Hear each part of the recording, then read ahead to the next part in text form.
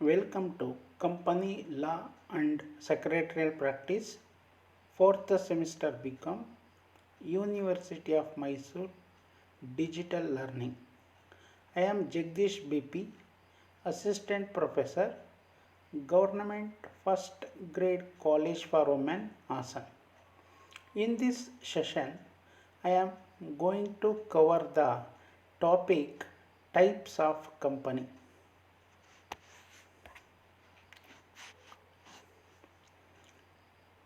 Types of companies. The various types of companies are classified into the following.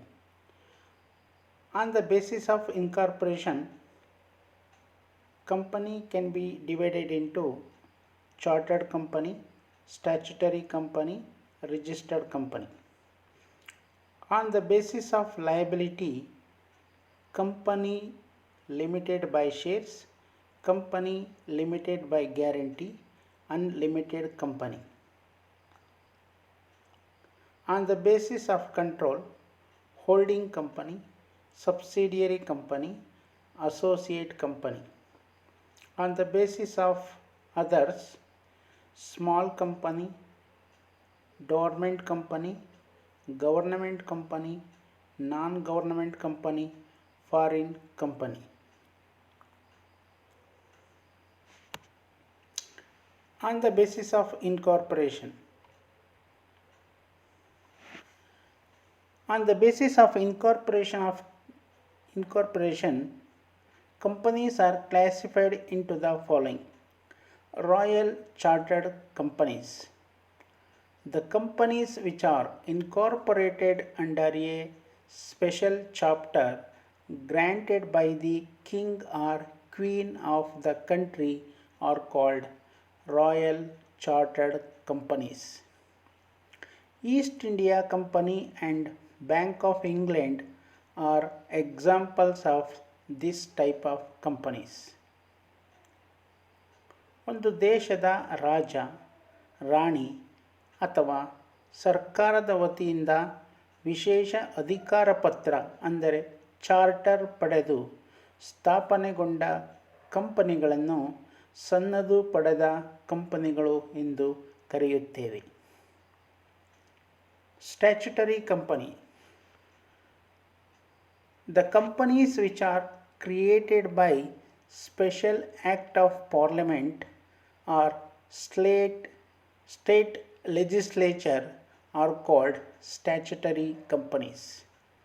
The Reserve Bank of India, the State Bank of India, the Life Insurance Corporation of India are examples of this type of companies. The provisions of Companies Act of 2013 do not apply to these companies. ಲೋಕಸಭೆ ಅಥವಾ ಸರ್ಕಾರದ ವಿಶೇಷ ಕಾನೂನಿನಿಂದ ನೋಂದಾಯಿಸಲ್ಪಟ್ಟು ಸ್ಥಾಪನೆಗೊಂಡಿರುವಂಥ ಕಂಪನಿಗಳು ಶಾಸನಬದ್ಧ ಕಂಪನಿಗಳಾಗಿವೆ. ಭಾರತೀಯ reserve bank, ಭಾರತೀಯ state bank, ಭಾರತೀಯ ಜೀವ ವಿಮಾ ನಿಗಮ ಇವು ಕಂಪನಿಗಳಿಗೆ ಉದಾಹರಣೆಗಳಾಗಿವೆ.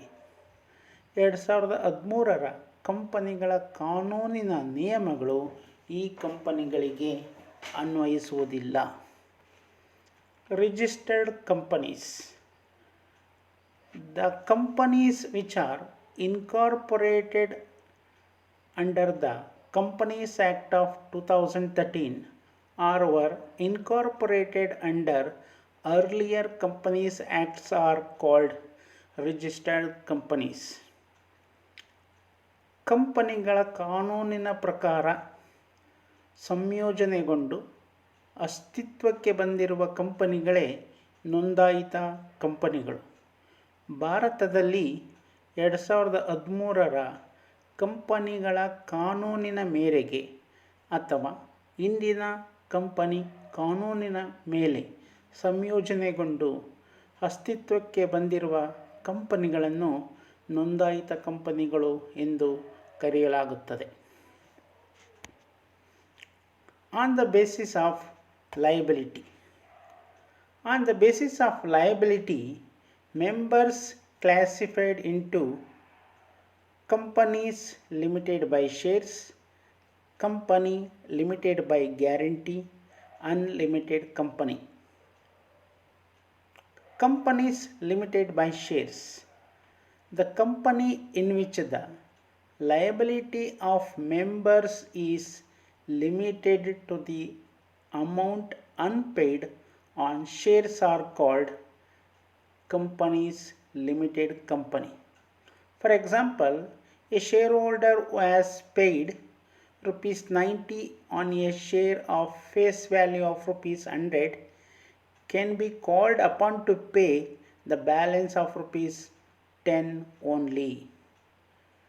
ಕಂಪನಿಗಳ ಸದಸ್ಯರ ಹೊಣೆಗಾರಿಕೆಯು ಅವರು ಹೊಂದಿರುವ ಷೇರುಗಳ ಮುಖಬೆಲೆಗೆ ಸಮನಾಗಿದ್ದರೆ ಅಂತಹ ಕಂಪನಿಗಳನ್ನು ಷೇರುಗಳಿಂದ ನಿಯಮಿತವಾದ ಕಂಪನಿಗಳು ಎಂದು ಕರೆಯುತ್ತೇವೆ. Companies limited by guarantee. The companies in which the liability of members is limited to a fixed amount which the members promise to contribute to the companies at the time of winding up are called companies limited by guarantee. Clubs, trade associations and societies established for promoting different objects are examples of such companies. ಕಂಪನಿಯು ವಿಸರ್ಜನೆ ಹೊಂದುವ ಸಂದರ್ಭದಲ್ಲಿ ಅದರ ಹೊಣೆಗಾರಿಕೆಗಳನ್ನು ತೀರಿಸಲು ಪ್ರತಿ ಸದಸ್ಯನು ಕೊಡುಗೆಯಾಗಿ ನೀಡಲು ಭರವಸೆ ನೀಡಿರುವ ಮೊತ್ತಕ್ಕೆ ಹೊಣೆಗಾರಿಕೆಯು ಸೀಮಿತಗೊಂಡಿದ್ದರೆ ಅಂತಹ ಕಂಪನಿಗಳನ್ನು ಭರವಸೆಯಿಂದ ನಿಯಮಿತವಾದ ಕಂಪನಿಗಳು ಎಂದು ಕರೆಯುತ್ತೇವೆ. Unlimited companies. A company not having any limit on the liability of its members is called an unlimited company. The maximum liability of members of such a company may go up to the extent of their assets to meet the obligations of the company. ಕಂಪನಿಗಳಲ್ಲಿ ಸದಸ್ಯರ ಹೊಣೆಗಾರಿಕೆಯು ಅನಿಯಮಿತವಾಗಿದ್ದರೆ ಅಂತಹ ಕಂಪನಿಗಳನ್ನು ಅನಿಯಮಿತ ಕಂಪನಿಗಳು ಎಂದು ಕರೆಯುತ್ತೇವೆ. ಈ ಕಂಪನಿಗಳ ಸದಸ್ಯರ ಹೊಣೆಗಾರಿಕೆಯು ಅವರು ಹೊಂದಿರುವ ಷೇರುಗಳ ಮುಖಬೆಲೆಗೆ ಮಾತ್ರ ಸೀಮಿತವಾಗಿರದೆ ತಮ್ಮ ಖಾಸಗಿ ಆಸ್ತಿಗಳಿಂದಲೂ ಸಹ ಹಣವನ್ನು ಪಾವತಿಸಬೇಕಾದ ಅನಿವಾರ್ಯತೆಯನ್ನು ಉಂಟುಮಾಡಿದ್ದರೆ ಅಂತಹ ಕಂಪನಿಗಳು ಅನಿಯಮಿತ ಕಂಪನಿಗಳಾಗಿವೆ.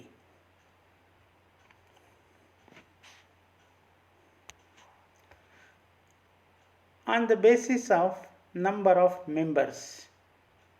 On the basis of number of members, companies are classified into private company and a public company. Private company. According to section 2, subsection 68 of the Companies Act of 2013, a private company means a company having a minimum paid up share capital of rupees 1 lakh or such higher paid up share capital. Shares are not easily transferable to other members. In case of private company, members are not easily transferable share to other members. It means shares are not easily transferable. Shares can be transferred with the consent of other members. Except in the case of one person company, maximum limit of member is limited to 200. Here, one person company means a company which has only one person as a member. It is a kind of private company. It prohibits any invitation to the public to subscribe shares or debentures. It also prohibits any invitation or acceptance of deposit. The private company must add the words private limited at the end of its name. 1,00,000 ರೂಪಾಯಿಗಳ ಕನಿಷ್ಠ ಪಾವತಿಯಾದ ಷೇರು ಬಂಡವಾಳವನ್ನು ಅಥವಾ ನಿಗದಿಪಡಿಸಬಹುದಾದ ಅಂತಹ ಅಧಿಕ ಪಾವತಿಯಾದ ಷೇರು ಬಂಡವಾಳವನ್ನು ಹೊಂದಿರುವ ಕಂಪನಿಯು ಖಾಸಗಿ ಕಂಪನಿ ಎಂದು ಕರೆಯಲಾಗುವುದು. ಇಂತಹ ಕಂಪನಿಯು ತನ್ನ ಲಿಖಿತ ಕಟ್ಟಳೆಗಳಿಂದ ಕೆಲವೊಂದು ಲಕ್ಷಣಗಳನ್ನು ಒಳಗೊಂಡಿದೆ. ಇದು ತನ್ನ ಷೇರುಗಳ ವರ್ಗಾವಣೆಯನ್ನು ನಿರ್ಬಂಧಿಸುತ್ತದೆ. ಷೇರುಗಳನ್ನು ವರ್ಗಾವಣೆಯನ್ನು ಮಾಡಬೇಕಾದರೆ ಇನ್ನೊಬ್ಬ ಮೆಂಬರ್ನ ಅನುಮತಿಯನ್ನು ಪಡೆದುಕೊಂಡು ಷೇರುಗಳನ್ನು ವರ್ಗಾಯಿಸಬಹುದು. ಏಕವ್ಯಕ್ತಿ ಕಂಪನಿಯನ್ನು ಹೊರತುಪಡಿಸಿ ತನ್ನ ಸದಸ್ಯರ ಗರಿಷ್ಠ ಸಂಖ್ಯೆಯನ್ನು 200ಕ್ಕೆ ಸೀಮಿತಗೊಳಿಸುತ್ತದೆ. ಖಾಸಗಿ ಕಂಪನಿಯಲ್ಲಿ ಗರಿಷ್ಠ ಸದಸ್ಯರ ಸಂಖ್ಯೆ 200ಕ್ಕೆ ನಿಗದಿಪಡಿಸಲಾಗಿದೆ. Public company. According to Section 2, subsection 71 of the Companies Act of 2013, a public company means a company which is not a private company. Minimum share capital of rupees 5 lakh or such higher paid of capital as may be prescribed for public limited company. A company may be formed for any lawful purpose. Members must give their names to memorandum and must comply with legal formalities accounting to the requirement of this act. ಯಾವ ಕಂಪನಿಯು ಖಾಸಗಿ ಅಲ್ಲದ ಕಂಪನಿಯಾಗಿದ್ದು ಕನಿಷ್ಠ 5 ಲಕ್ಷ ರೂಪಾಯಿಗಳ ಪಾವತಿಯಾದ ಷೇರು ಬಂಡವಾಳವನ್ನು ಹೊಂದಿರುವ ಅಥವಾ ನಿಗದಿಪಡಿಸಬಹುದಾದ ಅಂತಹ ಹೆಚ್ಚುವರಿ ಪಾವತಿ ಷೇರು ಬಂಡವಾಳವನ್ನು ಹೊಂದಿರುವಂಥ ಕಂಪನಿಯು ಸಾರ್ವಜನಿಕ ಕಂಪನಿಯಾಗಿದೆ. Thank you.